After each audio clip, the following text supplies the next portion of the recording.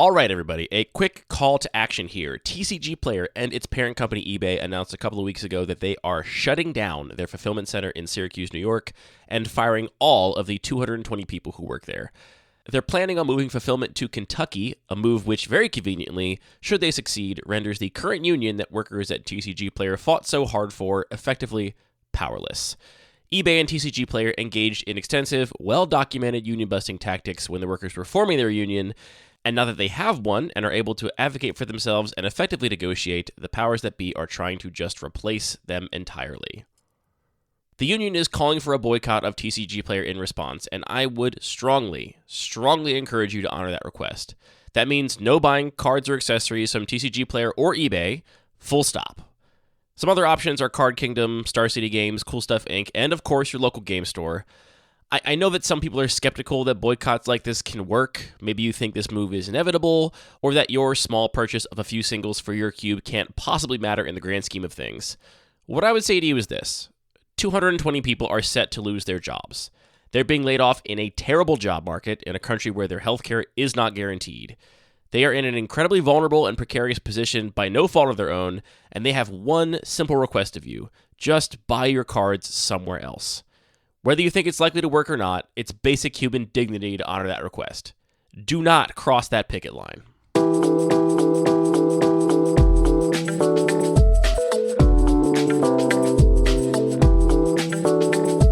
Yeah.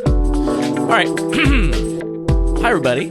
My name's Andy, and I'm here for another episode of Lucky Paper Radio with my co-host, Anthony, guy holding various objects at different strange angles Maddox. Look at me now. I'm holding a power strip.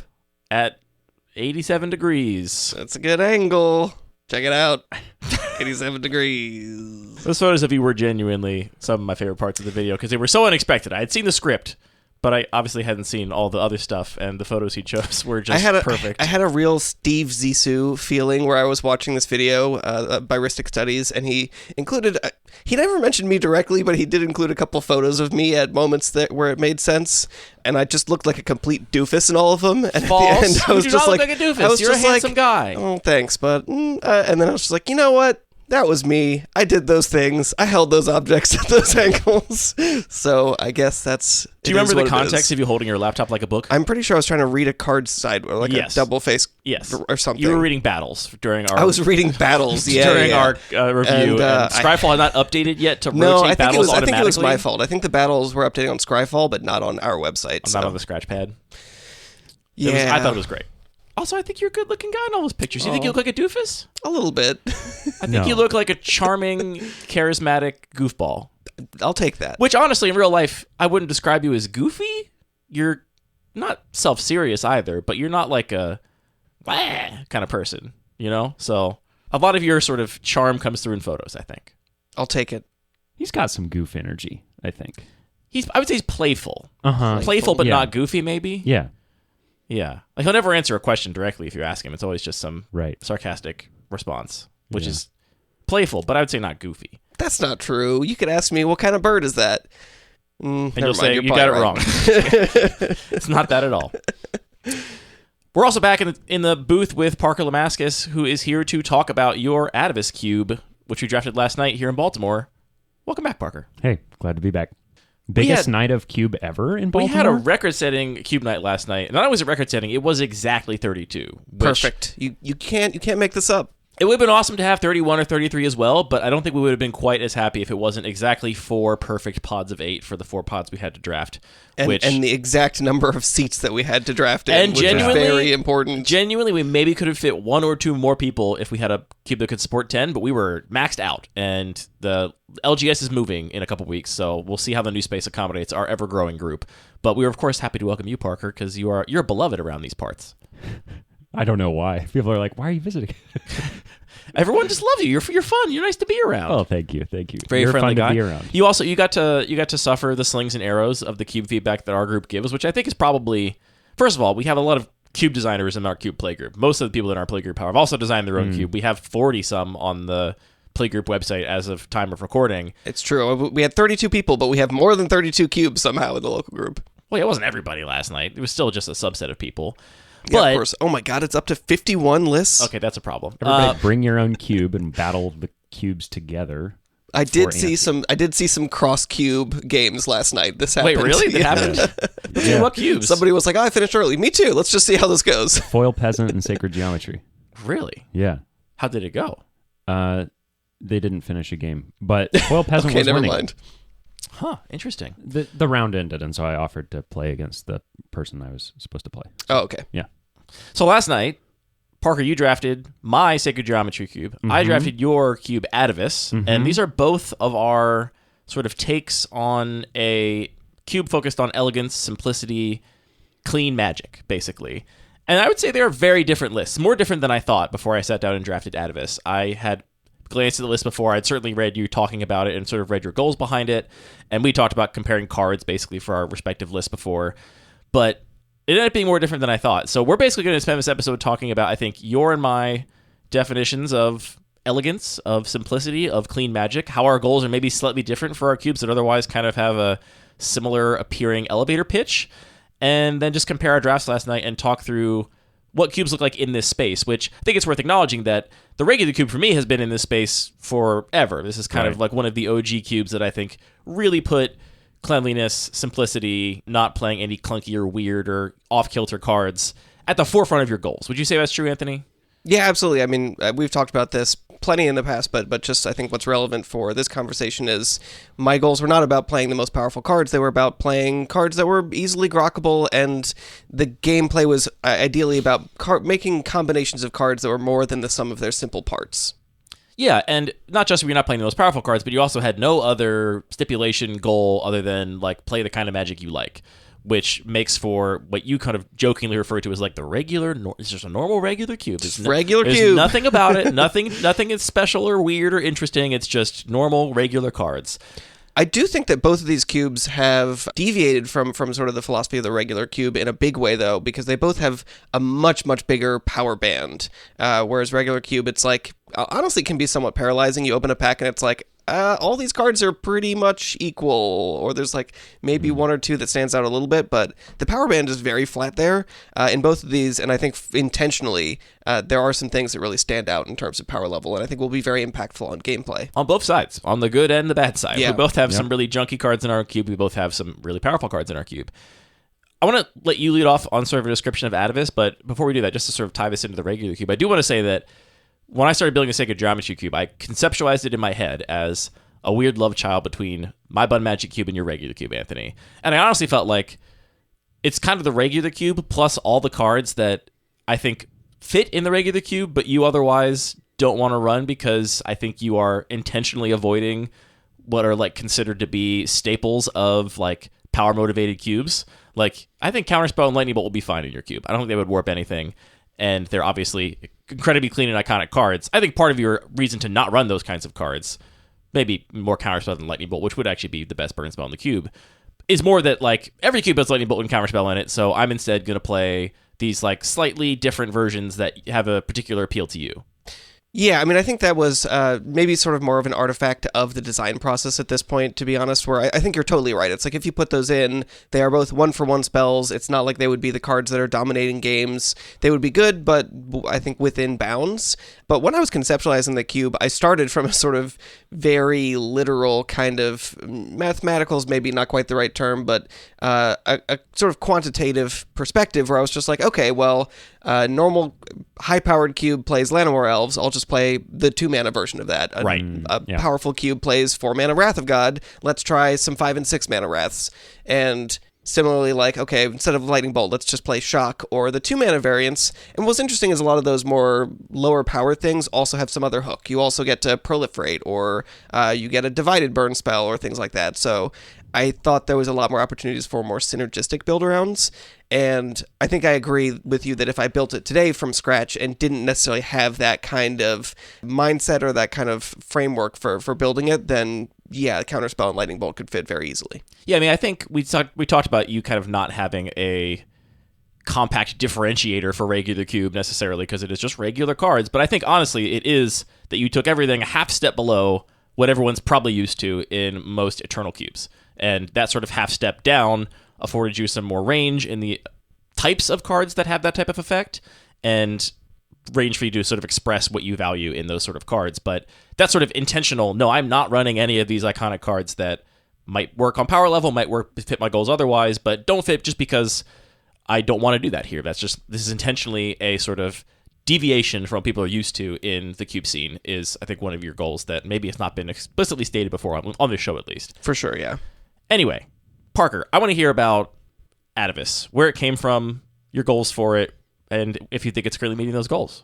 Yeah, so Atavus was the third or fourth cube I've designed from scratch. And my motivating kind of design challenge to myself was, what would it look like to build a cube where you can come in not knowing anything, you haven't looked at the list, you haven't heard my cube speech, and by the end of the first pack, you have not only a good sense of what you're drafting, but a good sense of what the cube is about, a good sense of the rules of engagement.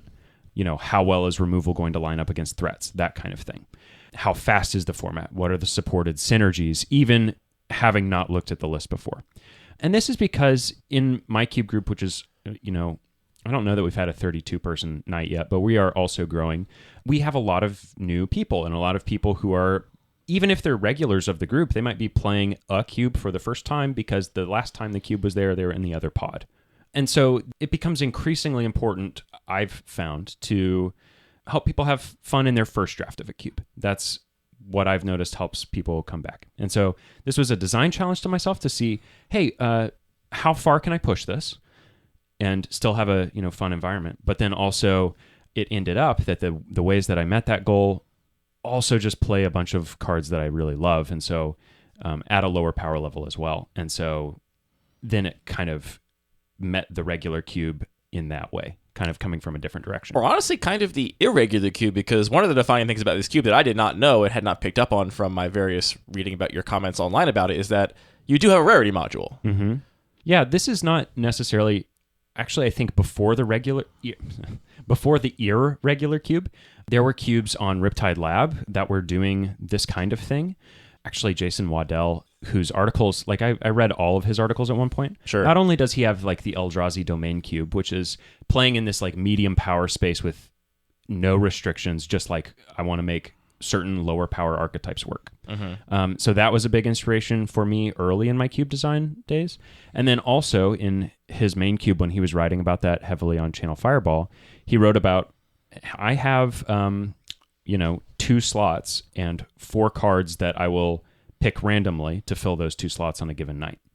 Something like that. Mm-hmm. He did that with his gold cards, I think, and would play like 10 3-color cards, but just pick one at random, put it in the cube box for a given night. Yeah, I remember reading about this too. This was very extreme, right? Like he had literally a Python script and all these cards like batched in different groupings. So it's like, okay, you'd always make sure that there would be at least one 4-mana big threat in white, but it's going to be one of these different selections. So he's very much focused on the structure of the cube, and then the individual card choices would vary a lot from draft to draft.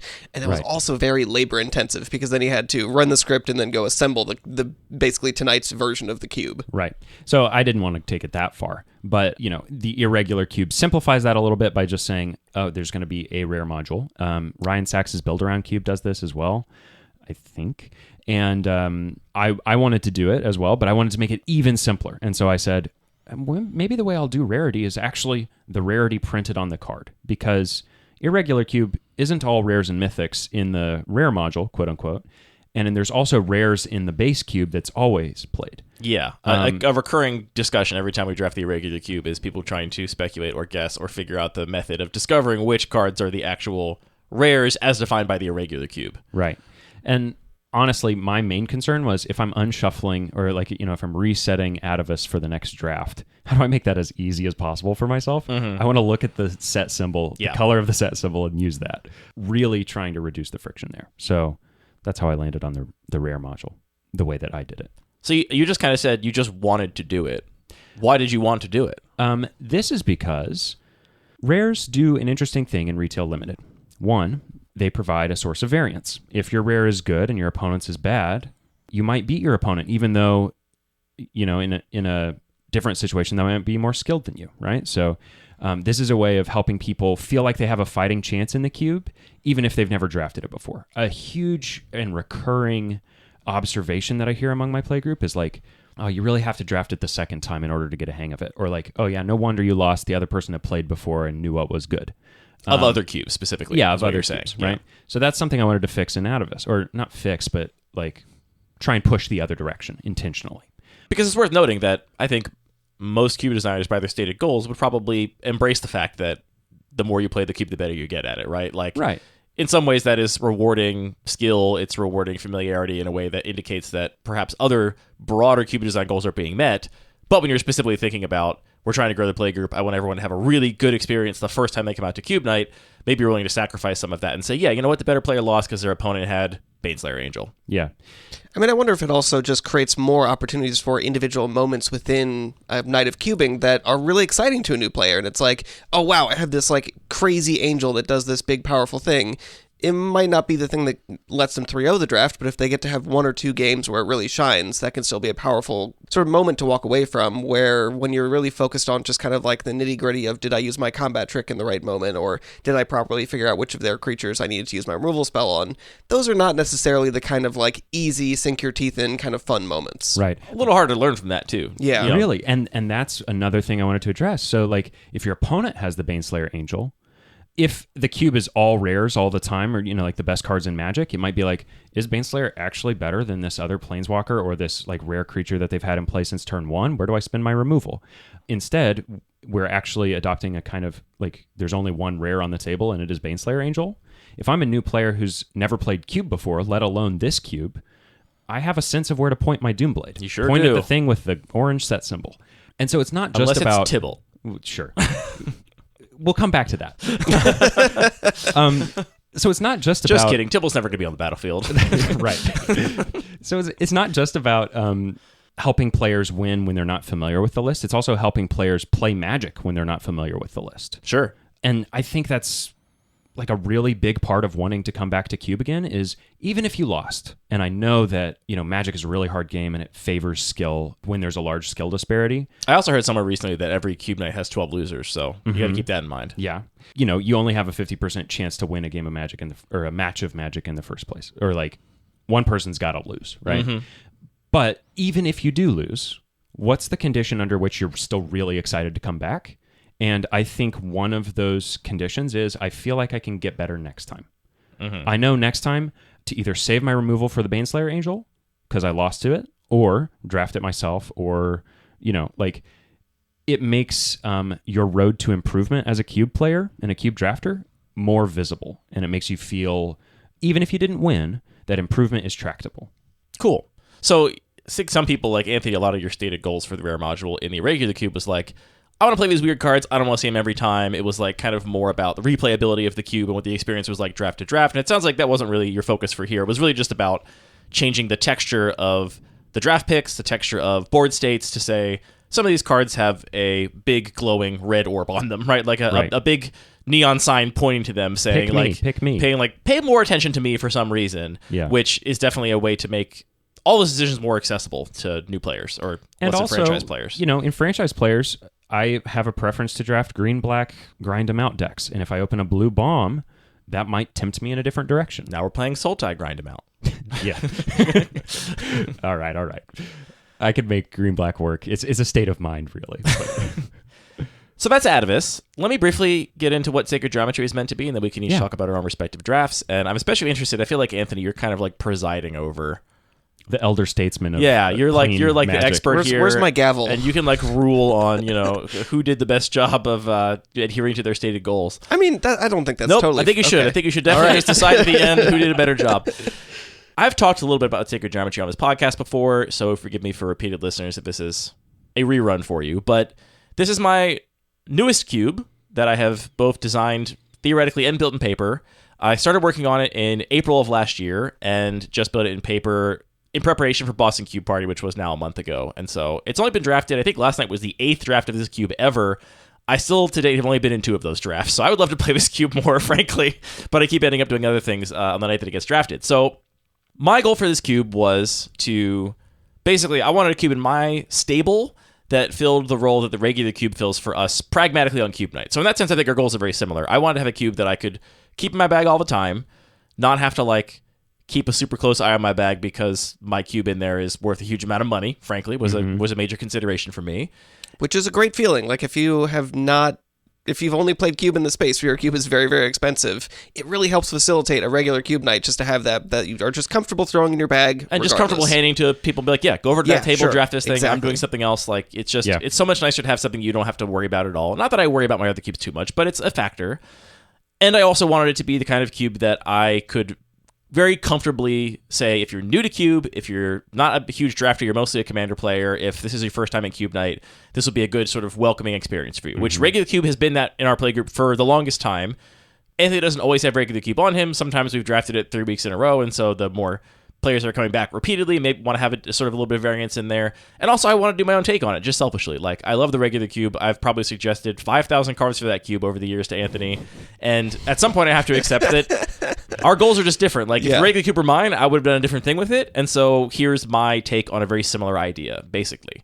Like I said, I think I'm just kind of occupying the space of, like, let me take all the good ideas of the regular Cube and then maybe shed myself of this adherence to not running Magic's most iconic cards that also happen to be powerful, right?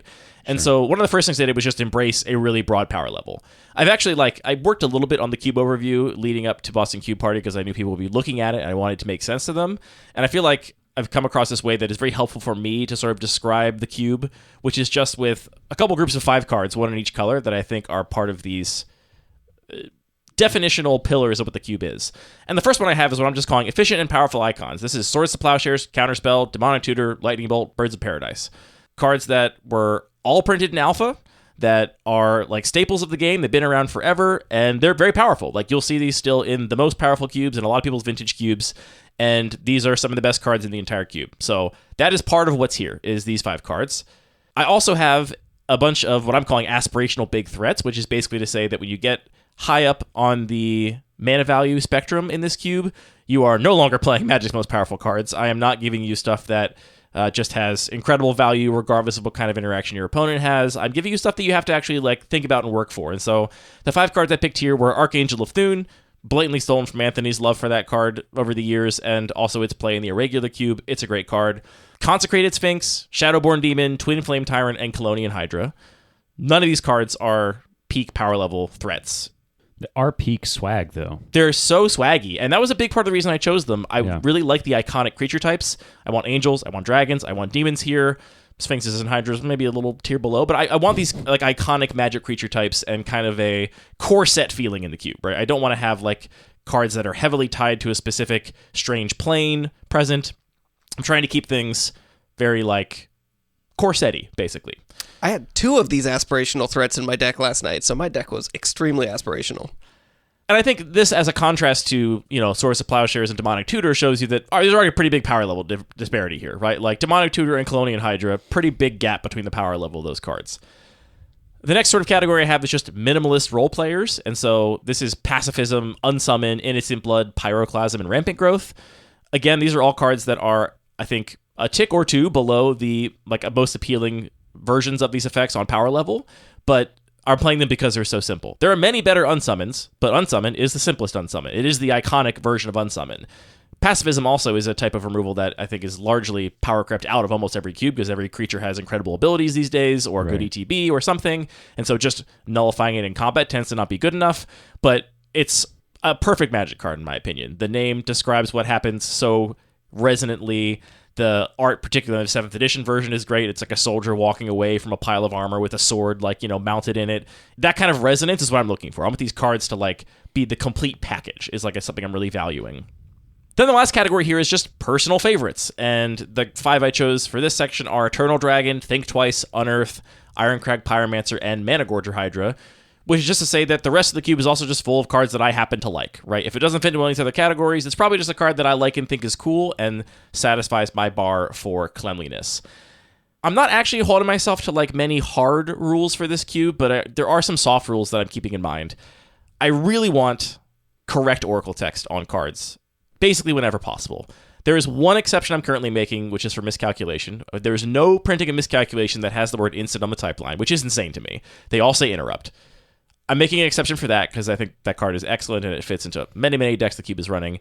That's the only card that is currently functionally incorrect. There's a lot of cards that are not quite the right Oracle text. They say comes into play instead of enters, or enters the battlefield instead of enters, or something like that. But for all the stuff that could possibly confuse anybody, I have made sure that it is correct. So all the burn spells that can target anything say any target. There is no target creature or player. All that kind of stuff I'm trying to keep very clear. I'm also limiting myself on the breadth and variety of tokens. The only hard rule I have is I don't ever want any token in the same color of the same power and toughness and the same abilities, right? Yeah. Like you can't make 1/1 human soldiers and 1/1 soldiers. You can't make 1/1 goblins and 1/1 elementals, right? They're too similar for me. If they have a different keyword ability or something, or different power and toughness, I'm allowing them.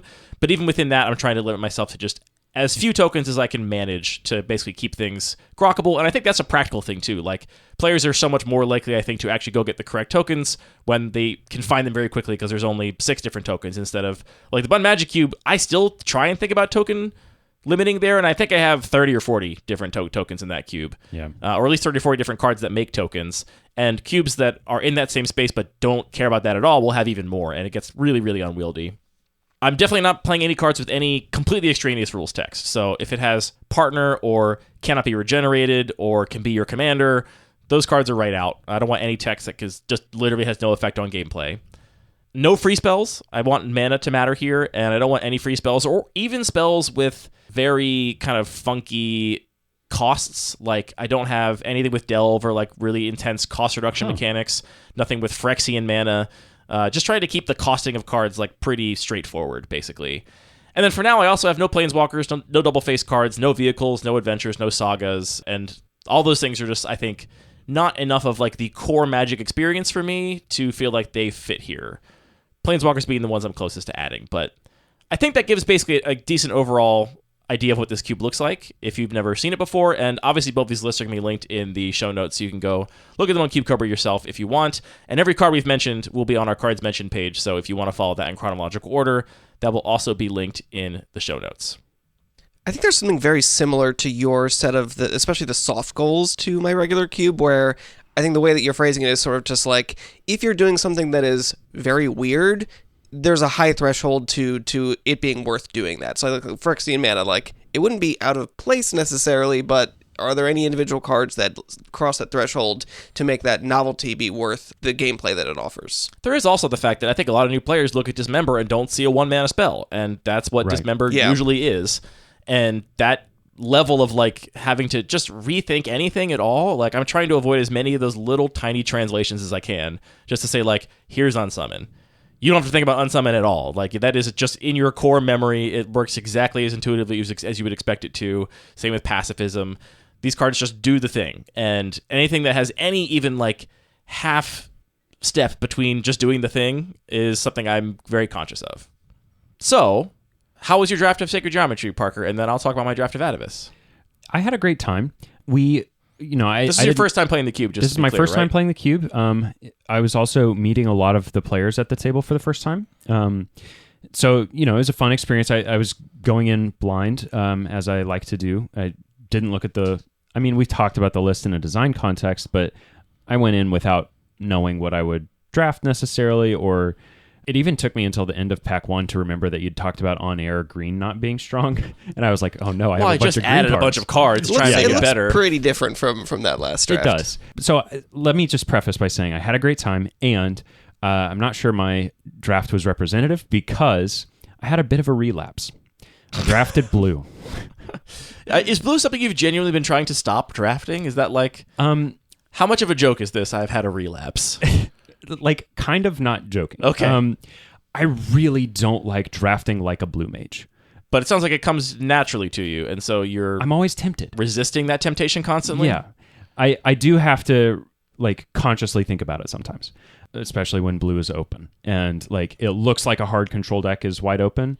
I am often tempted, like, past my ability to draft well. So what I mean is, okay, I started on Precinct Captain. I actually took a picture of my picks in order. Do you have a picture of your pack 1? I would love to see I don't have pack what the 1. pack looked like that you took Precinct Captain. There was an Elite Vanguard, and I was looking at the wheel, and I was thinking, wheel that? I might wheel white aggro and be able to force that. I don't know why I was thinking that for my pick 1. Like, it wasn't an especially compelling pack. I imagine if Precinct Captain's even in the discussion, no offense to Precinct Captain, but committing to a white 2-drop right out of the gate, and that is like fine. And it might have been a little bit of like a flinch or like a, emotional reflex to do something known and proactive. Mm-hmm. So I'm not saying it was the right or rational pick, but then I went from Precinct Captain, Firebolt, Elvish Mystic, Wild Growth. So pretty clean role players. Land, removal, land, miscalc was the first blue spell I picked. Is that 8th or 7th pick? 9th pick. So that was in your opening pack. This was my wheel. And wheeled, yeah.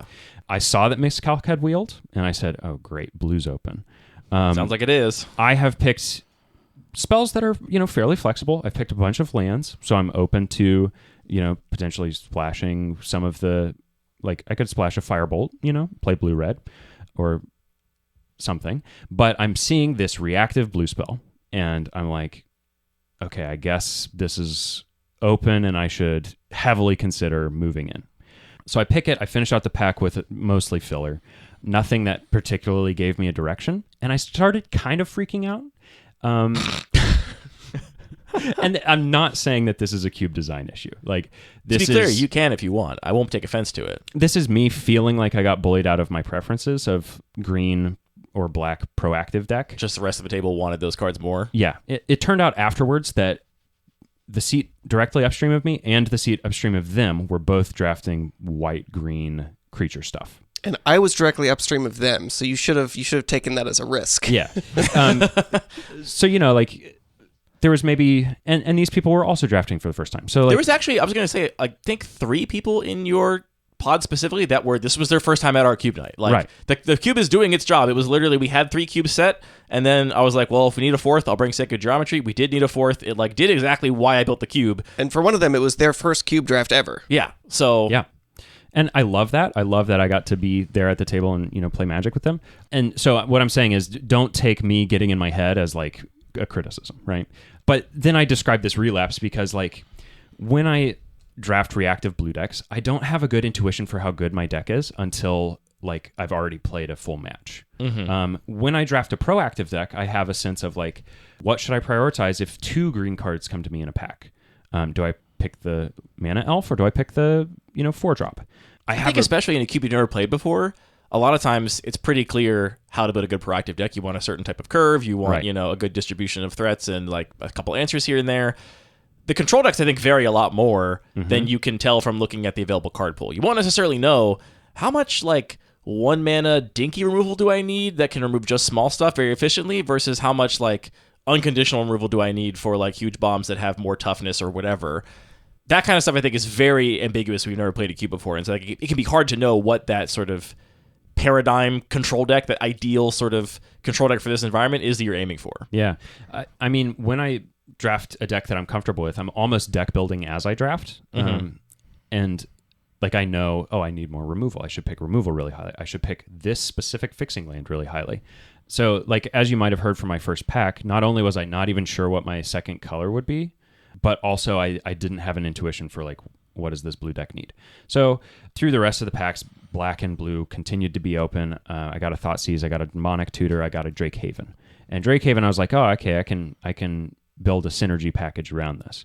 How late did you get it, do you know? You have your whole draft sitting here. I guess you can figure it out. 4th pick of pack 2. Okay, so still some time left to... Because at that point, you don't think you had many ways to discard, if any? I had a Lightning Axe that I picked really late in pack 1. Okay. And miscalc cycles. Yeah. So yeah, I was like, maybe I would make this work. It didn't. I ended up with a pretty threat light deck. And, if I were drafting it again, even if I had to draft the exact same deck, I think it'd have a better sense for, what to prioritize. But as it was, I was like a little bit disappointed. I lost my first match. It was a fun match. I played against someone named Matt, and Matt beat me with double vision, copying, time warp, or temporal manipulation, whichever one you play. It's funny, I play temporal. This is a great example of like the dumb nitpickiness I have here. I play temporal manipulation because it doesn't target. Okay. And I don't want players to be like, why would I give you another turn? Because why would you? Yeah, great point. If they've got 1 card in the library and definitely not going to kill you. I still think you just take your turn and then they still get their turn after your turn. You have no cards in the library. That's the one situation. You have no cards in library. Your opponent has no cards in library. Solved your temporal manipulation puzzle. Oh boy. Yeah, so like I had a fun game. It felt pretty back and forth. I was able to demonic tutor for my Drake Haven at one point. And so like I think if I had also piloted better, I would have, if I'd known what to expect, what was the range when my opponent resolved double vision, like how scared should I be? Sure. That kind of thing. But as it was, I lost both games. I didn't feel like particularly good about it. And again, not a criticism. This is like... You got to... First of all, no one wants to listen to you say this is not a criticism for an hour. You can make criticisms. It's okay. You can also just say a thing. I'll decide if I think it's a criticism or not. I'm saying, like, I don't have high confidence in this data point. That's all. Sure. But then someone had to leave early and left their deck behind. Poor lost cat. It was very sad. Yeah. I hope they found the cat. Agree. But I got to pick up their deck. And it was a blue-red aggro deck in the style of more Delver, a little more proactive, like you're playing creatures and turning them sideways. And so I just picked up their deck and played the rest of the draft with that. Had a great time. And also still lost. But you got to play two different decks in the format, which is more experience than the average player gets in the first draft of a cube. And yeah, being able to play something that was a little more my play style was just like felt more comfortable and fun. How did the power outliers feel, either in your deck or your opponent's deck? Like, how did the texture of games change based on the fact that some players have Demonic Tutor and what's one of the best proactive power outliers? Seer Slicer Goblin, and some players are playing Attended Knight and Pacifism. It felt good. There was a texture to the games, which meant that I was okay trading off some of my game pieces, and others I was like, I kind of want to protect this one. So there was an instance where I had a divided burn spell, and I was like, okay, I can save this to kill two things, or I can, use it right now. And I was like, currently, I don't think this Lotus Cobra is like above replacement level. So I'm going to hold on to my removal, wait until it's extracting more value on the trade. And I was able to kind of leverage that. In a different game, I was able to use the same Divided Burn spell to ping a Seasoned Hallowblade and the opponent. And like, I was kind of like, I'm okay trading this off with a dink who's like not super impactful. Or my opponent can discard to make the Seasoned Hallowblade indestructible. And their card quality, they were a little land screwed. They weren't curving out. And I was like, high chance that I will force them to discard a bomb. So yeah, it was fun. It led to some interesting game states. It made it a little easier to be like, oh yeah, I saved my removal. Stay in front of the mic. Oh yeah. I saved my removal. You can hear yourself in your headphones, right? Yeah. Okay. Who knows if I listen to myself. I can save my removal for the bomb. I'm able to like parse the board state a little bit easier. Yeah, so I liked it, is the short answer. Did you see anybody having a bad time, especially any of these newer players, or getting confused or overwhelmed or thinking, this is not what I expected and I feel betrayed? I did notice a player getting a little bit salty that their green-white all creatures deck, and this was a first-time cube drafter, their green-white creatures deck was getting kind of picked apart by Inquisition of Kozilek and Flame Slash and Cruel Ultimatum eventually for the win condition. Emma ruining people's evenings. I don't think ruin is the right word, because then that person got to do a different match against me and beat me, and then got another match against a creature deck, and so got a, kind of that commandery big creature mirror match. I saw that green-white mirror match, and it was some of the bigger board states I've seen in this cube ever. Yeah, I saw 6 counters on Amicius the Lunarch or something. Yeah, and also I recently added Master of the Wild Hunt, and I did so because I think it's a really resonant card. Like, it tells a beautiful story and it makes sense. But I was actually like, this is probably underpowered here. Like, if there's been one complaint about this cube, it's been that there's a lot of removal running around and it's hard to stick a threat, and this thing is so just glacially slow. But I looked over in that match and I was like, oh, you have 4 wolves. Mm-hmm. And they band with other wolves. And Natalie was like, yeah, like no, they don't. Don't they? No.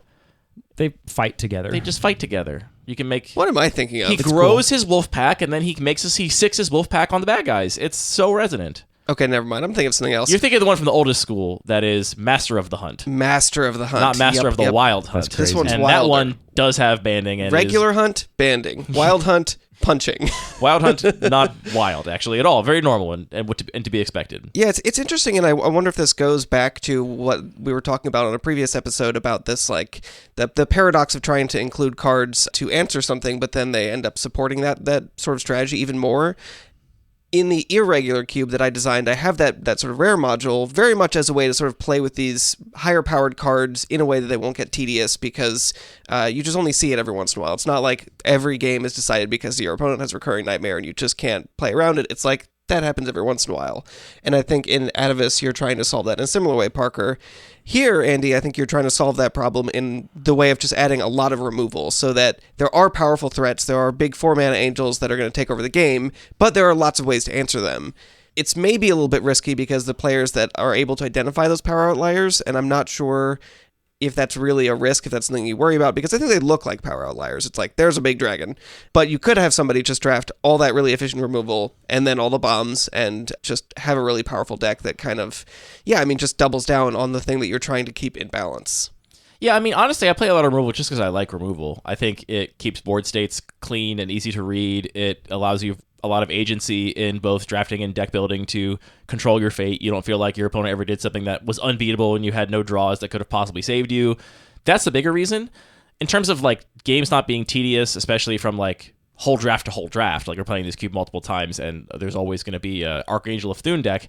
It's honestly for me more about just making sure that those things are as fun as possible. Like, I think it's kind of interesting to get killed by Archangel of Thune or Colonian Hydra or whatever, and you refer to them as power outliers. I don't think they are. I think they are just the most powerful cards in raw stats because they're things at the top of the curve, but sure, I don't think they're actually high picks for almost anybody.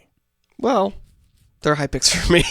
Okay, I don't mean anybody has in any given drafter's proclivities. Obviously, I can't speak to that. I mean, like, given a particular deck archetype, I think you probably want your cheap interaction and things more highly than you want one of your semi-replaceable 5-mana Baneslayer-y threats. It's interesting. I think if I were to draft again tonight or whatever, I would actually pick the 5-mana threats higher than I did. One of the reasons I felt so lost by the end of my pack 1 is that I'd only picked the safest, highest floor removal spells and lands that would play in, roughly any deck, fetch lands, whatever. There's definitely a balance, and I think certainly like halfway through pack 2, if I had your pool, I'd be like, well, I'm certainly rating consistent finishers more highly now because I currently have none, Yeah. And by that point, I was lost because I was in a blue deck, and I was like, boo, whatever. Yeah, but weirdly, almost the more removal you have, except for the like premium tier, it kind of makes the rest of it a little bit cheaper to come by, and so you can prioritize threats, and then plan on the eventuality of getting a bunch of late pick removal. I got to Vindicate like 9th pick or something. It is a gold card, but that makes sense. It's good. You can start to do that kind of thing. Yeah, I got a Lightning Axe the pick after that. Like, just these cards play. They're not necessarily the best, but they will save you from an opposing bomb. They sure will. Yeah. Cool. So I was right across the table from you, or right across the backyard at a different table, drafting Atavus, and I was actually playing with almost all sort of recurring regular members of our playgroup, because it's a visiting cube, so I think most of the regulars were like, well, we play with these other cubes all the time. Let's make sure we get in line for Atavus so we can play this cube we don't get to see very often because Parker doesn't live here. And I first picked a Ajani Goldmane. Is that the one? Ajani, Color of the Pride. The Ajani, Color of the Pride. The only Ajani in the cube. You have one Planeswalker in each color, correct? Something like that, yeah. Yeah, and it was the rare in my pack, obviously, and I also felt like it was way better than anything else in the pack, and so I was like, all right, easy. I opened a pretty good rare. I think there are definitely...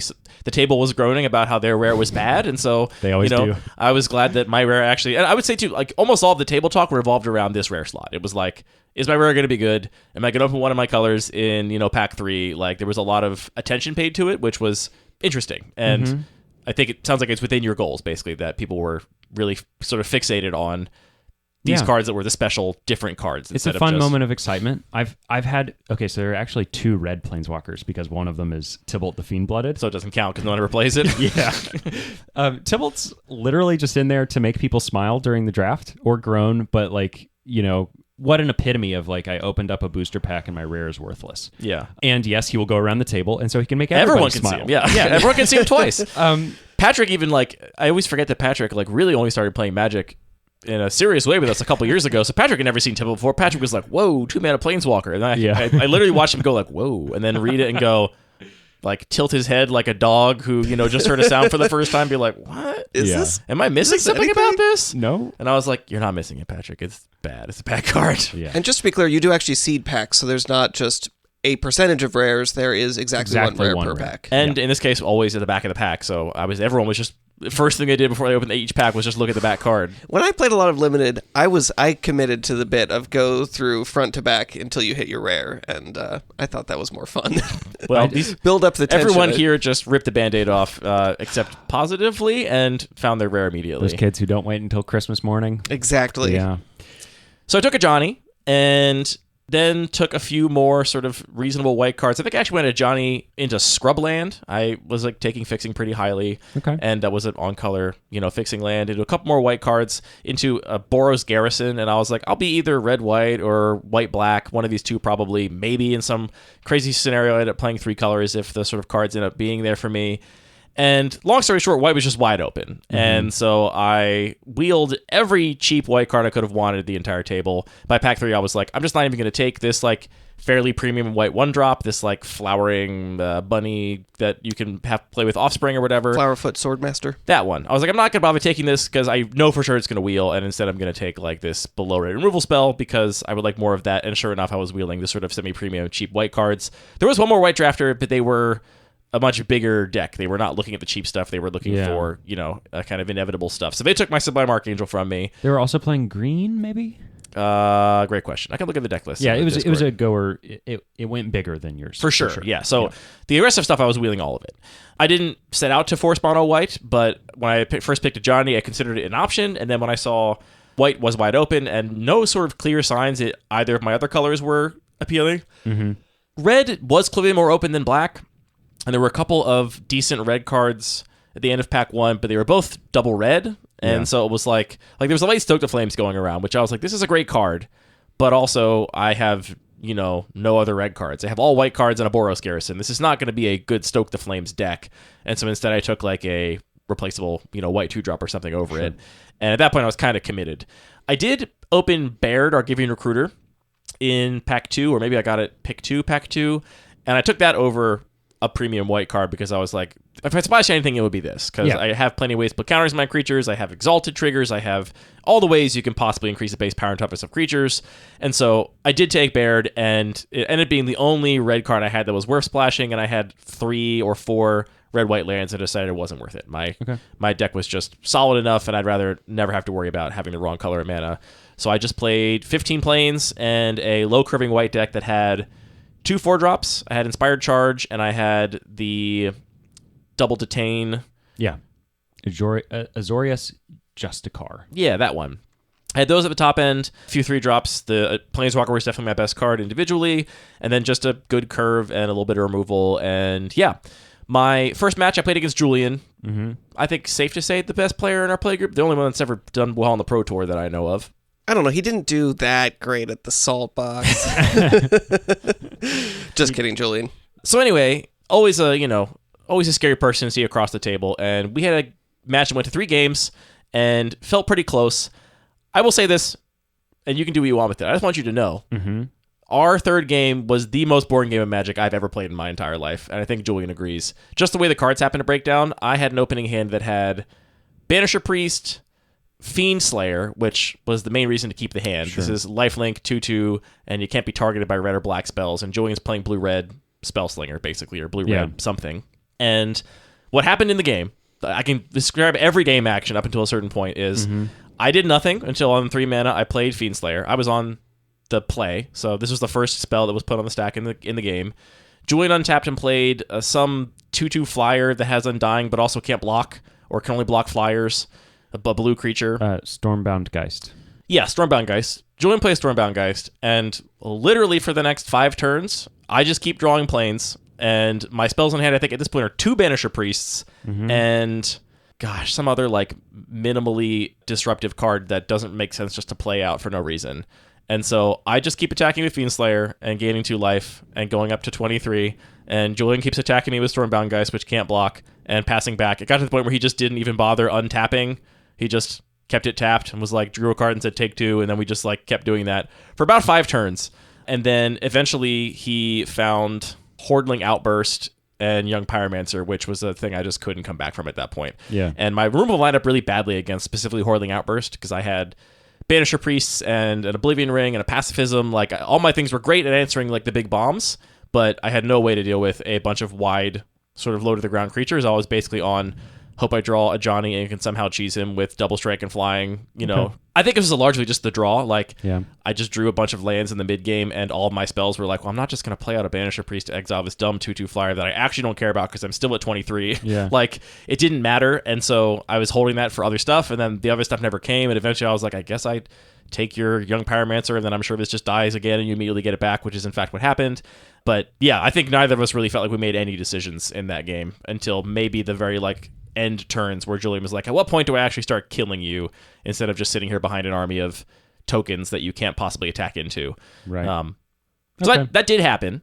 But otherwise, I thought it was a close match in the sense of like I could have won, and Julian went on to 3-0 the pod, so I think my deck was very good. I won my other two matches, honestly, kind of handily. I think my deck was very good, and after getting, you know, pared down into the loser's bracket after losing to Julian, I had favorable matchups, and mostly just did like the full aggro thing. Alex was really down on his deck, and I think I ended up going 0-3, and I beat him in round 2, and he was just remarking that every card I played was better than all the cards in his deck, which I don't think was entirely true. I think maybe he was just felt bad about his deck. And We talked. I think it did struggle. I think he had some holes in it. And then in round 3, yeah, I just curved out against another blue-red deck, I think, or maybe a blue-red deck with some green in it that, yeah, didn't do anything until played like a plated Geopede on 3, and I had 3 creatures in play, and then Banisher Priested that, and then untapped and cast Inspired Charge, and, you know, ran away with the game. So, yeah, I like my deck a lot. I will say the things about the cube that surprised me, I didn't know about the rarity module, and it definitely was sort of, I would say, the focal point of the draft for almost everybody. Like, it was, what rares are in your deck? You know, did I open a rare of my colors in the draft? Like, how good are my rares? Which I don't think is good or bad, but just is part of the way the cube is designed, is that the rares really change the texture of what the draft is like. I was surprised at how much singleton breaking there was. I did not know you broke singleton for so many things in this cube, and so seeing all the sort of multiples of cards going around definitely was interesting. And I did have the thought, I felt a couple of times, and I heard other players saying similar things. Like, I think Alex was like, you know, I have this Undying Evil, and all my opponent's removal is like exile, and so I can't like get any value off my Undying Evil or whatever. Which is funny because I do think that there's a little sort of pragmatic benefit to singleton that I think rarely gets talked about, which is that without trying, you tend to end up just having a variety of stuff. Oh, that's the benefit of non-singleton, in my opinion. Without trying, you get to have a variety of stuff? No, you inherently don't have a variety of stuff. Like, the benefit of non-singleton is that you get to plan around which threats are going to dodge removal spells. That may be true, but I also think it puts a lot more of an onus on you as the designer to get the balance of those things right. Because in Singleton, you're like, well, I just got a smattering of stuff, right? I have some exile removal, some bounce, some, you know, detain, some tap down, some damage-based, some toughness-based. And you've been very sort of careful about just saying, the removal I want, I'm going to include multiples of. And then that makes it feel like, well, I only have Banisher Priest and Oblivion Rings now. And so Alex's Undying Evil does nothing, and he feels bad about it, you know? Yeah. Which, again, take that as you will, but I think that was interesting, and I definitely had that thought, which I'd never really thought about before with singleton breaks, of being like, oh yeah, you really got to get it right in terms of like the texture of the removal. Because on the flip side, I also had no answer to a bunch of tokens, really. Like, I'm in mono white, to be fair, which, I mean, how much should mono white be able to do? I would argue not that much, because we do have a color pie for a reason. But I had no flyers in my deck. I had I had Core Skyfisher. I had 1 flyer in my deck, and I had a Johnny to give things flying. Right.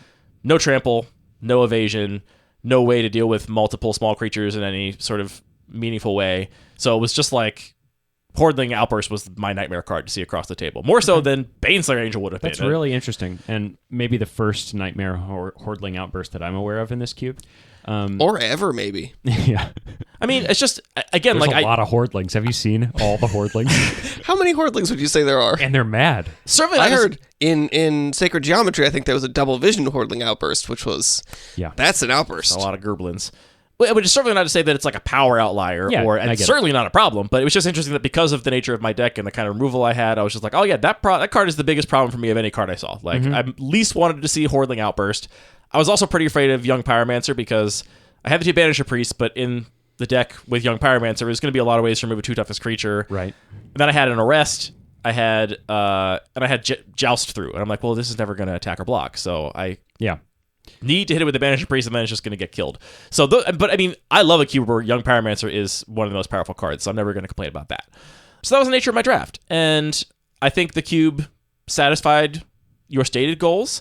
I will say I was also surprised to see so many cards that I would consider to be weird in some way. Okay. That I guess I honestly had thought these cubes were more similar, Sacred Geometry and Atavus, and ultimately I feel like they're actually not that similar. Yeah. I pulled up the comparisons on Cube Cobra just for our benefit, and there are 68 cards shared between Sacred Geometry and Atavus, 105 between Sacred Geometry and Bun Magic, and 97 between Sacred Geometry and the regular cube. Obviously, that doesn't tell the whole story at all, but Sure. I felt like here it was a lot more. It felt more like your favorite cards than necessarily like cards that felt clean. Like I was really surprised to see what's the Miracle +1/+1 counter card. Yeah, Blessings of Nature. I was like, what the heck? Why does Parker like Blessings of Nature? A 5-mana sorcery, put 4 +1/+1 counters on any number of creatures you control, distribute them, and Miracle for a single green mana. I was like, just talk to me about that card, for example. I'm curious. So yeah, I like it. I assume. Yeah. It was one of the first Magic cards I owned. It was the only Miracle card we owned, me and my brother. And so, like, I don't know, you just play it sometimes and it was like, whoa, I can't beat this or whatever. Yeah. Because we were playing, no removal, kitchen table, whatever. And it is true that in Atavus, especially for the lower end of power, I just picked the cards I like. Yeah, for sure.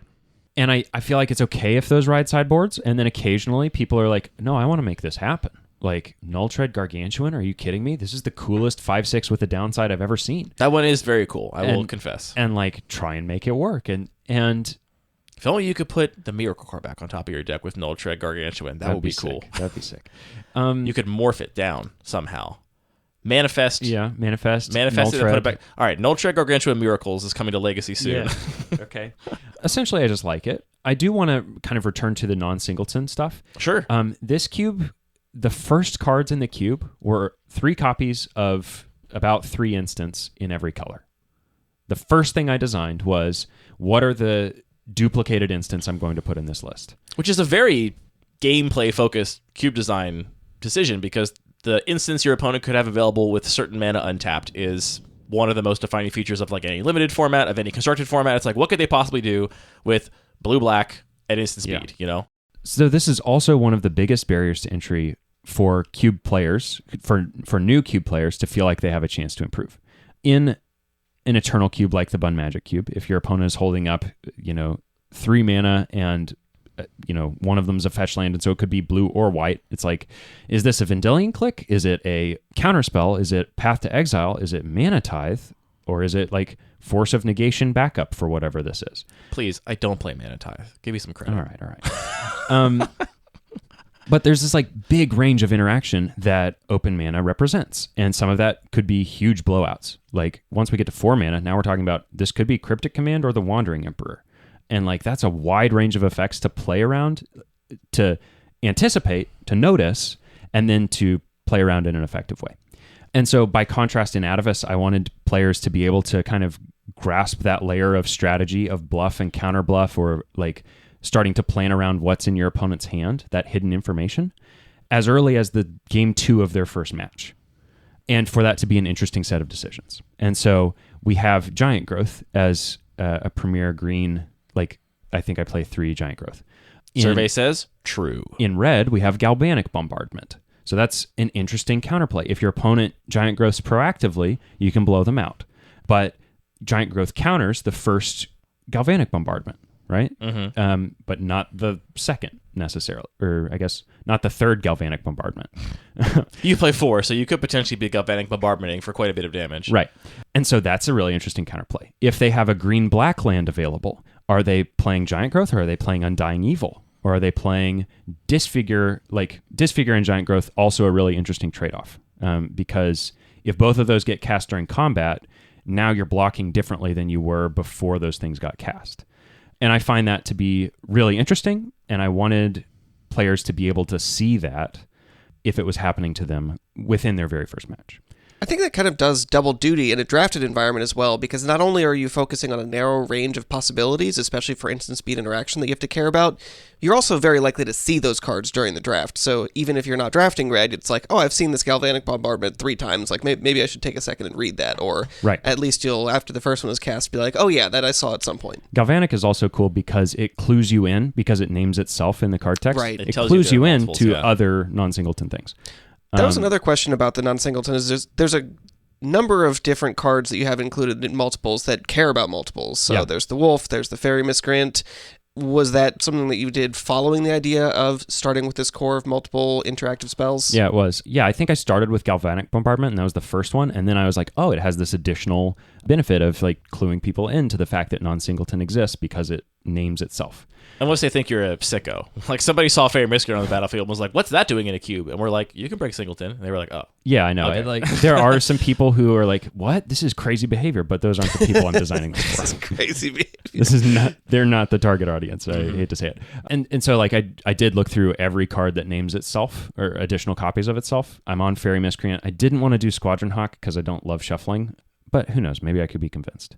Just a couple more like this. Sure. But I do kind of love that you're not making a cube that is all about multiples. And I feel like I feel like it's just very common when people have a kind of novel idea for a cube, they make a cube that is all about that thing. It's like, we're going to put in 16 copies of Kindle, 16 copies of Ancestral Accumulated knowledge, and those kinds of things. And you're like, no, this is just like a small feature. Yeah. And we don't even need to like change the rules and say if you draft 1, you get 4 or anything like that. It's just like, this is just a thing that's present. And this isn't even a novel idea. I mean, Jason Waddell broke singleton on Gravecrawler and Birthing Pod in his cube in like 2013. And it was because Gravecrawler was irreplaceable for what he wanted per his goals. And rather than either have an inconsistent deck or like find some other way to do it, it was just like the simplest thing is just to play 2 or 3 Gravecrawlers. So yeah, I had a specific vision of what I wanted specifically combat step instant speed interaction to look like. I didn't even mention like Raise the Alarm as an instant speed blocker. And then Ambush Viper is in green for an instant speed blocker. And so if it's your first cube draft, you can learn to be like, oh, 2 mana. I shouldn't attack. I got punished for it. I should just stay back here and protect myself at all costs. Watch out for snakes. No. That's what I learned. You can begin to anticipate and then play around. It makes you feel like a genius when you're like, oh, 1 and a green could be an Ambush Viper. I'll keep my shock up. Like, if you're able to put that together in your first cube draft, I feel like that's a slam dunk, exactly like the best I could hope for. It's a really interesting idea, and I like this sort of perspective of cleanliness or elegance as like a cube-wide grokkability thing of not like this individual card is particularly clean or whatever, but more like you have a much narrower range of what your opponent can do with 2 untapped black mana than in the average singleton cube environment. I will push back a little bit on the idea that new players to this cube are going to pick up on that within one draft, because I don't think that's the case. I certainly didn't at all. I mean, I played against a lot of different interaction last night. Well, you're not a new player. You have a lot of noise in your brain from all the Magic you've played that is making that harder to see. It's possible, but also, like, to me, what trumps, like, knowing there are multiples of a card in the cube is having seen a card out of my opponent's deck in game 1. Yeah. Like, that is what I'm going to play around. I'm going to play around whatever I saw in game 1, not... Which, even if you are not aware and thinking about that idea of multiples, that still just means you're more likely to come up in a situation where you were correct. A little bit, but I will say that I think in most of the cases of these multiples, they were split across multiple drafters. It wasn't like Julian had, I think he had both Stoke. Right, but even if you're like, okay, well, I've seen this card from my previous opponent, well, I guess that's what you're saying. Doing that. You're not doing that, but I think a new player might do that, where they're just like, oh yeah, I know now that Stoke the Flames exists. I will play my match 2, maybe incorrectly in most cases, but with awareness that card exists, and that might change your behavior. Maybe you're right. I just think that new players have... I think it's like way more like, let me just get through this than like, let me try and optimize and like figure out what my opponents are playing against, right? Or what they could possibly have up. I feel like this is the 4th time you've drafted the cube now. Maybe you're like, all right, now that I know the basic archetypes, I kind of know what the texture of games is like. Now let me really focus on like what I can possibly play around. But I'm not sure that will actually work specifically for the audience of new players. I think it is a really cool thing for return drafters and people that like learn the cube well, and does offer a sort of line of proactive... I don't have to have seen the Galvanic Bombardment in your deck to play around it proactively, because I know there are 4 copies running around, so you most likely have one of them if you're playing red cards. But I'm not sure that it meets the goal for new players as of like, oh, by match 2, I'm already like expecting Raise the Alarm out of my opponent because I know that they were in the draft. I'm not sure if that works out personally. I'm really imagining your opponent blows you out for 2 mana in combat with an instant speed Raise the Alarm in your first match. In your second match, you see 2 open mana. It may not be Raise the Alarm, but you're anticipating something, right? And then if they happen to be a white opponent... That kind of works in any cube, right? Yes, but if I get blown out by like a Wandering Emperor in like a high power cube, it's like anything could happen. Like, this is too big a decision space for me to narrow down meaningfully. Sure.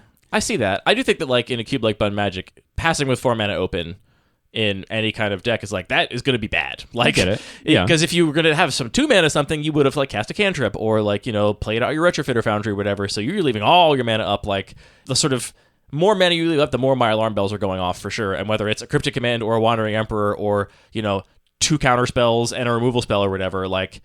And that's really fun, but if I already have memorized the set of all the cards that I've seen in a Bun Magic like cube for 4 mana with flash or instant speed, right?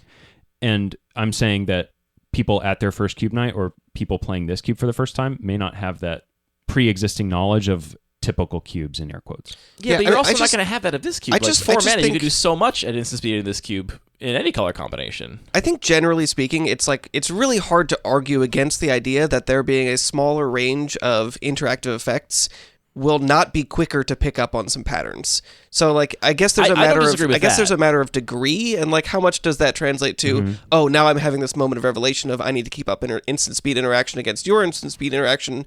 I don't know how often that's going to come up, but I definitely think like fewer options is going to be faster in some way. I don't agree with that at all. And eventually those players are going to transition from beginner to intermediate players. You're totally right. What I'm arguing is that I think it takes much more time and experience before that starts to trump the basics of like, my opponent has untapped mana and I know in Magic that can mean something. Yeah. And it's going to be a long time before you get from that means something, so that might change my sequencing because it could be removal, it could be a counterspell, it could be, the abstract cloud that everyone has in every game of Magic, regardless of how much you know the meta. I think that's going to rule for much longer than the first few drafts of this cube until you're like, okay, now I'm playing around not just some kind of instant speed removal, I'm playing around specifically instant speed deal 2 damage because I know that that's really the only thing that is feasible in this exact spot. So if I go for this main phase, put a +1/+1 counter on my 2/2 creature, I can save it with this sort of trick that gives it additional +1 toughness where I wouldn't be able to if it was dealing 3 damage, that level, which I think cares about the specific cards, I think comes so much later. Yeah, but like we're also not talking about like a very specific person that is at this very beginning of that sort of journey. We're talking about a spectrum of people that are all kinds of experiences. So if your goal is to get more people on board and more people to have those kinds of moments of revelation of like understanding a card that your opponent might have, I think that this is a move towards that. Yeah, the only thing I said at the beginning of this is I just don't think that someone in their first draft in match 2 is going to be like, I'm playing around Raise the Alarm. You're right. And I mean, I do take your point. I think this is the gulf between the way I state my goals to myself as I'm trying to like push myself as a designer and like, really consider the nuances of these design decisions, and then the reality of like my design meeting my players. I think you're right that it really is more of a like fourth draft kind of thing where you start to think about the specific cards. That might be okay. Maybe my goals... I don't think it's a problem. Maybe my goals are stated too... absolutely or something. And again, just having fewer unique cards makes the draft easier for someone that's new. I just think it's easier in the sense that like that's one less card I have to read more than it is now I know I'm playing around very specific things more sort of concretely. Yeah. One other question, and I wonder if this relates to the idea of accessibility to new players. I noticed there's a little bit of color hate in the cube. I was gonna say. Hey, yeah, this is my other pet aspect of this cube, which is sideboarding is another really difficult skill for cube drafters. I find it difficult. In Constructed, you design your sideboard in order to hate certain things. And then in traditional or like most cubes that I've played, sideboard is just other cards that exist in the cube, just the cards that didn't make it in your main deck. And it is a subtle skill to learn to say, oh, I lost to a blue-red spells deck, so maybe I'll sideboard in a couple extra points of toughness to help me against the burn. And maybe I'll side in a couple of cheaper creatures to help get under a counterspell on turn 1 on the play, or whatever. Or sorry, I guess turn 2 on the play, because it gets under a counterspell. Another thing would be like, oh, my opponent has a planeswalker, so I will sideboard into more creatures relative to non-creatures so that I can attack the planeswalker more readily. These are like really subtle edges that are like tiny optimizations that are, I find, often invisible, even for me, in a cube that I haven't played before. Now, this is something that I think a lot of cube players treat as optional. Like in a lot of cube drafts, I'm just kind of vibing and I'm not here to sideboard and I don't even think about it. I'm just like, yeah, I'm going to run back the same 40. I don't want to look through my sideboard at all. And that's totally fine if that's where you're at. But I thought another cool opportunity to do this would be a little bit of sideboard hate. And here I'm talking about a card like Mold Adder or like Broken Wings. These are what you might think of as dedicated sideboard cards. So the benefit is, as you're deck building, you have some free cuts, right? Even if it's your first cube draft, like, oh, Broken Wings, this seems like it's limited in scope. I'm going to sideboard it. Mold Adder says blue or black on it, and it's like meant to hate that. I'm going to put it in the sideboard. But then you play against the blue-black player, and they beat you with a blue bomb, and it's like a big flyer or like a demon or something, and you go to sideboard, and you're like, oh, here's 2 jacks that became aces because of my opponent's play. And so you're starting to thinking about sideboarding, think about counterplay, and I really wanted that to be emergent and some modest sideboard cards. I'm not talking about Boil here. I'm talking about pretty modest 1-for-1 removal. Some modest things like that can essentially be a tutorial on how to sideboard in Cube. Once you start looking at the Broken Wings, maybe you look through the rest of your cards and you're like, oh, this one has reach. I'll bring it in against the Flyers. It kind of like on-ramps you to that more traditional sideboarding. Yeah, I mean, that makes a lot of sense, and I've heard Mark Rosewater on episodes of Drive to Work basically make that same argument for why protection exists. It's sort of just like this most obvious way to just like explicitly put the rock, paper, scissors kind of cycles of interaction between cards right on the cards that are very easy for new players to read. Yeah. What do you think? Did it work? I hate to say, I think this is another situation where the like theory sounds great, and in practice, I don't know if it works. Okay. And I mean, I played Magic as a new player, and that was definitely an easy way for me to first start sideboarding. So I feel like it worked. Okay, well, last night, Ian had Mold Adder main decked in his deck because he had no other playables. Yeah. And most of the time it was awful. And then he played against Alex and played it on turn 1 and 2 games. And Alex wanted to blow his little brains out because Alex was playing blue-black and was just like, why are you main decking this? This sucks. I was in white. I was absolutely main decking Fiendslayer Paladin or whatever. Because it's just a great rate. First strike, 2/2 lifelink. I'm playing for 3 mana in this queue all the time. And it has the upside of maybe it just sided with my opponent's removal spells. No sideboarding texture there at all. The only other color I had access to was these 2 mana 2/1s with either Swamp Walk or Mountain Walk respectively, which I think are terrible. I'm never playing them even, like, they were not good picks. I saw them in the draft and I was like, I do not want this. I want anything else that is just a reasonable main deck card. Because even in situations where these are unblockable, my opponent's decks are full of removal. However, they're not going to be able to remove my 1 toughness creature. So did you like even consider bringing in the Mountain Walk one against Julian? I didn't take them in the draft. Oh, okay. And it would have been bad against Julian for what it's worth. But no, I didn't take him in the draft. I took other cards that were more playable for my deck. Got it, yeah. I think it's really hard to thread the needle of having those cards that are jacks that turn into aces and are not just always kings that turn into aces, so you just main deck them all the time, or are 7s that turn into 8s, or 7s that turn into jacks. But even then, it's like, I'm not taking a card that's a 7 that turns into a jack over a card that's a... Wait, how does the number and the cards... I don't know. I got confused. He introduced the card system. Let's go just basic 1 to 10 scale. I'm not taking a card that is sometimes a 2 mana 1/1 with no text, like if my opponent's not playing a mountain, that sometimes turns into, even call it a 6 or a 7, which I don't think it is, actually, to be honest. I think it's still probably a 5 or a 6. Mm-hmm. I'm not taking that over a card that's just a 5 all the time. I'm just always taking the 5 all the time in the draft, and so I didn't end up with either of those. If I got him last pick, I probably would have brought it in against Julian. Probably. But I had a pretty tight list. I don't know what I would have cut for it. There was not many bad cards against Julian. Honestly, maybe cut a Banisher Priest just because it was only good against his guy that made a dragon on ETB and I could exile the dragon. Like, that was the card it was good against. And it came up a lot, actually, because he kept drawing it and casting it. But I don't know. I think... I love the idea. I've heard Mark Rosewater talk about it before, and I think it's very cool. And I felt that way for sure about the Disenchant in my pool, though I saw absolutely nothing even close to wanting to bring in the Disenchant in any of my opponent's matches, which is just, variance. But I definitely felt that way about Disenchant. I took it because there was nothing else in my colors. I didn't see what felt like a lot of good artifacts enchantments floating around, so I didn't feel like it was a super high pick. And I was happy to have it in the sideboard because if I needed it, I could bring it in. I didn't happen to need that. But the color hate stuff specifically for me, I think because people are, especially new players, they're just going to main deck it. Like, Ian just main decked the Mold Slug, Mold Adder, which I'm not even sure is great against the blue-black deck. It probably is. But you said he was short on playables. Yeah. Okay. I don't know. I think they're going to play them or they're not going to play them, and I'm not even sure when they bring him in. Like, they got to have a, perhaps rewarding sideboarding moment, but then what are the games that result out of that? Is it like, okay, now you have a card I can't beat? Or I mean, I feel like... How's that different than a Baneslayer Angel game? Good cards, I don't know, sometimes you won't have an That's answer fair. for it. Yeah. That's fair. I kind of feel like one of the goals I have as a cube designer is to sort of create moments where the players get to feel clever. Like, that's kind of what you want people to walk away from a cube draft feeling, and is what is going to bring people back.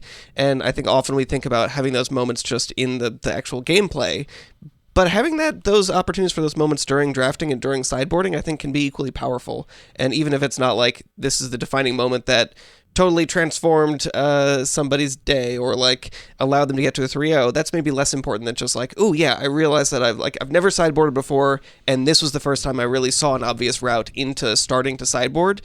Everybody's going to have that moment at some point in their Magic journey, and just creating opportunities to facilitate that, I think, is valuable, especially when you do have that broad range of skill level or experience level. Yeah. And maybe you've seen people have that moment. I'm just saying last night I saw none of that. I only saw Alex pulling his hair out that Ian had main decked Mold Adder, and I only saw It sounds like Alex just had a rough night. And I only saw me just playing Fiendslayer Paladin no matter what, and not taking the Swamp Walk and Mountain Walk guys and being like, that's what I saw. Yeah. And so I don't know.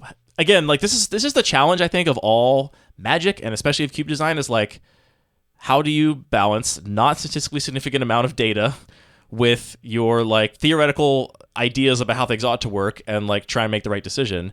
If you could do this 100,000 times and just run a bunch of like scientific experiments, and you could see at the end objectively, like, oh, I introduced these because I wanted sideboarding to become a more obvious thing that newer players would do, and it turns out they just don't. It turns out in 2% of all drafts, people actually sideboard any of these cards, then you know you're not achieving your goal and you can cut them, right? Yeah. But you don't have that. You'll never have that. You just have one anecdotal draft I had last night where it seemed like nobody was doing that. Maybe you have plenty of other anecdotal experience piling up that you see new players be like, I'm so glad I have Fry in my pool and I can bring it in to kill whatever. But I think my impression from last night, which is entirely anecdotal, is that I think it's really hard to get those cards that turn from playable enough that I was willing to take it in the draft to really good now that I want to bring it in, but not good enough to main deck. It's like a really narrow window there you have to sort of hit. Did you think about your sideboard during your matches? I did. I specifically agonized over whether I should be playing Syndic of Tithes main deck over one of my lesser 1-drops. It was, I think, my worst 2-drop, and I had bad 1-drops, but I wanted to have a 1-drop because I was playing an aggro deck. And so what I did is on the draw, I always brought in Syndic of Tithes. I also brought it in against Julian because he was going to clog the board with Hurling Outbursts, and I was like, maybe I can just get him with Extort triggers. Yeah. I can't because he just killed it every time because he has removal, but I thought of my sideboard a lot, actually. You're because describing someone who's already thinking about sideboarding. I think probably everybody at the table, or I don't know, 6 out of 8 were thinking about sideboarding. In other words, they're not the people I'm trying to help with like some of these changes in Atavus. You all are already cube players. Alex maybe didn't have the best night, but he will be back next Tuesday. And Alex is very experienced. And that can't be said for a first-time cube attendee. Absolutely. Right? They have a very high risk of not coming back on week 2. And the experienced players who might like be very sensitive to color hate and feel like that's bad cube design are not the people that choice is intended for. Those choices are intended so that if you are at your first cube night and you're having a bad time, either you can bring in something that you're like, hey, this will kill the Baneslayer Angel that just killed me. And even if it doesn't work, you know, even if they had the counterspell for your Fry, or well, not that was the exact wrong example. Because it can't be countered. Yeah. But, you know, even if they are Had able the to dodge... snakeskin veil for your Fry. Yeah. Even if that happens, it doesn't matter because they felt like they improved. They felt like they had the chance and they just got unlucky. Or if they get a game lost due to color hate, they're like, oh, I just got unlucky. He had the perfect card against my deck. And they don't think, I'm stupid. I can never do this. This is too hard. For sure. And I'm just saying I hope that is the case. I don't know that it is. I hope so too. I hope it is. And yeah, we'll see. One thing I will say, these are some snappy games. Y'all were finished with your draft before any of the others. Yes. Which I appreciate about someone was asking me recently, like, what are the things that tie together all your cube designs? I'm like, well, they're all so different, except I like short games. Yeah. I don't want the games to go on to eternity, and I appreciated that for sure. Even the grindy finals was like, boom, over fast. Yeah. So, you know, like, I like playing this cube. I find it pleasant to play because there's not a lot of shuffling. The cards are fast. So. It's full of all your favorite cards. You better enjoy playing it. Yeah. And my experience is that other people think similarly. We got to get you off to a train, so we got to end the conversation there, perhaps somewhat abruptly. But I also love playing this cube. I thought it was great, and I'd be excited to try it again with my new perspective. Now, I feel like a second draft is always different than the first draft, and I would love to go at it again. Do you have anything to close on? Anything? You have to decide who did a better job of making a regular-esque cube. So here's what I've been wondering about is you're talking about how Atavus seems to have just like a bunch of weird cards, and I wonder if that's just like such a matter of different perspective and different culture. And specifically, I was like looking at regular Cube and thinking about cards like Perilous Mirror or like Clarion Spirit, which is other people have commented like, oh yeah, of course, Baltimore this is cards. going to go into every Baltimore Cube. And I think there probably is a lot of just sort of like feedback of, I've had this card in my cube that I just put there because I thought it was cool. I found it in a Scryfall search years ago, and then other people saw it. They're used to it. So when they're looking for cards through a Scryfall search, they're like, a little bit, they have a familiarity bias, and they're just more likely to include it.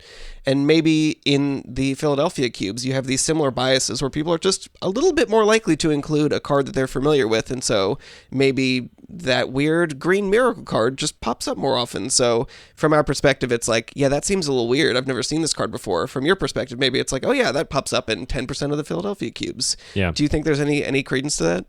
Yeah, probably. I think so. We've got a lot of people who have a lot of fondness for like Innistrad block and the surrounding era. So those kinds of things tend to pop. Like we've got a lot of Delver's Secrets in our cubes. And I know that's a fairly broadly popular card, but even more than average, I think. So the upshot of that is I think that a lot of the sort of power outliers that are really exciting to me in Sacred Geometry really pull me towards that, but I also really appreciate some of the design space that you're exploring, especially of like breaking Singleton in a way that isn't drawing your total attention, but is kind of interesting. So I won't choose. I refuse. We all knew that was How am happening. I supposed to? I was going to then say on that bombshell. I guess on the bombshell that everyone expected, which is Anthony avoiding any kind of question where it requires him to take a stance. Anthony voted worst judge ever. That's the end of this episode of Lucky Paper Radio. Okay, sorry. I designed the best regular cube. Hey, there you go. That's what, yeah, there we go. Now you're podcasting, baby. You just got to say something. You just got to say something and stand behind it.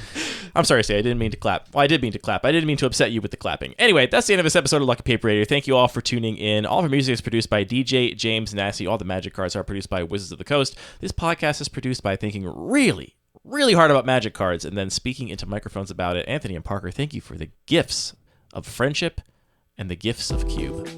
Thanks for hosting me. Thanks for helping me get to my train on time. Yeah, I'm going to walk you halfway with the dog. Right now. We got to go. Goodbye. Bye.